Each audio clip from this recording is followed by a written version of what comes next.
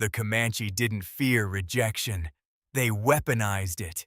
While the rest of the world begged to be accepted, Comanche warriors followed one brutal rule that turned every closed door, every betrayal, every no into cold, sharpened power.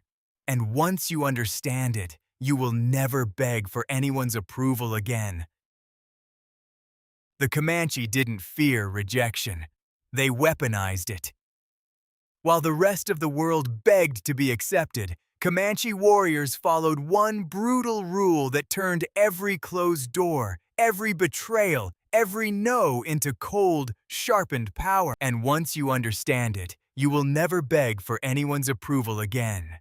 Stay with me, because by the end of this video, the way you handle rejection will never be the same. Before we get into the rule itself, you need to understand who the Comanche actually were, because the history books barely scratch the surface. The Comanche ruled the southern plains for nearly 200 years.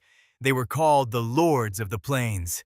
Spanish empires, Mexican armies, and U.S. cavalry all tried to break them. All failed. For generations, they were master horsemen, master hunters, master warriors. But what made them truly unstoppable wasn't their weapons.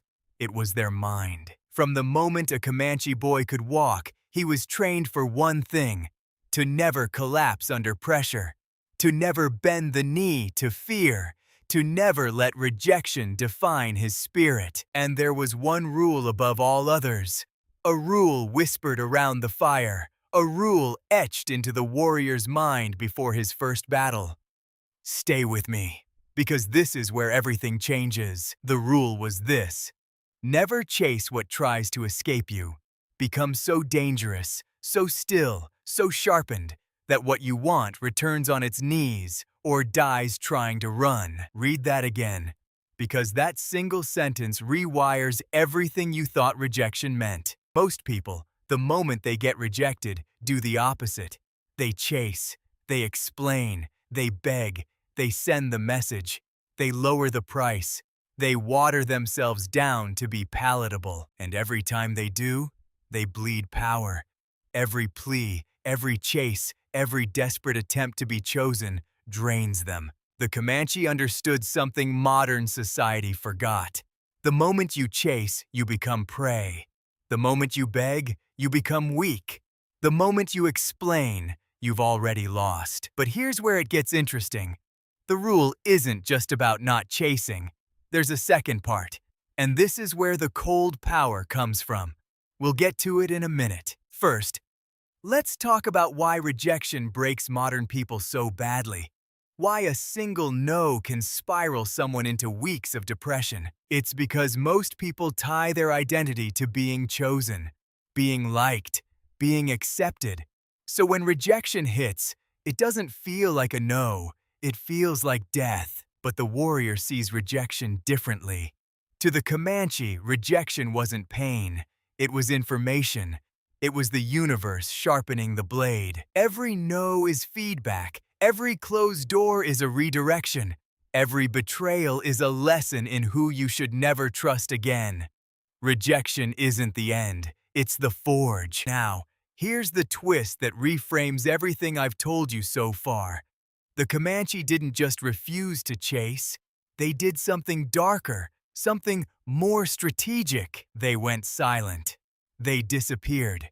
They turned their full attention inward and used the rejection as fuel to become so dangerous, so capable, so undeniable that the world had no choice but to take notice. This is what cold power means. It's not anger. It's not revenge. It's not bitterness. It's stillness with teeth. Cold power is the silent confidence that says, I don't need you, I never did. And while you doubted me, I was building something you'll never reach. The Comanche understood that energy doesn't lie. People feel desperation. They smell weakness. They sense neediness from a mile away. But they also feel power. Real power. The kind that doesn't shout. The kind that doesn't explain. The kind that just is. So how do you actually apply this rule in your life right now? Because this isn't 1850. You're not riding into battle on horseback. You're dealing with rejection in DMs, in interviews, in relationships, in business. Step 1. The moment you feel rejected, go silent. Not dramatic, not bitter, just, silent. Don't send the follow-up text. Don't argue your case. Don't explain why you deserved better. Silence is the warrior's weapon. Step 2. Redirect every ounce of energy you would have spent chasing into building. Your body, your skills, your mind, your money, every rep, every page, every dollar saved, every hour studied. That's the Comanche way of revenge, not against people, but against the version of you that wasn't enough. Step 3. Disappear from their narrative. Stop posting for them. Stop performing for them. Become a ghost and let the silence do the talking. And step 4, the most important one, watch what happens next.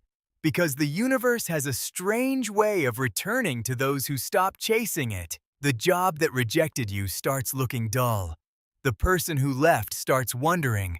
The opportunity that closed reopens, but now you're too sharp to take it. That's the cold power shift. You stop needing what once rejected you, and the moment you stop needing it, you become magnetic to everything better. But here's the part nobody tells you.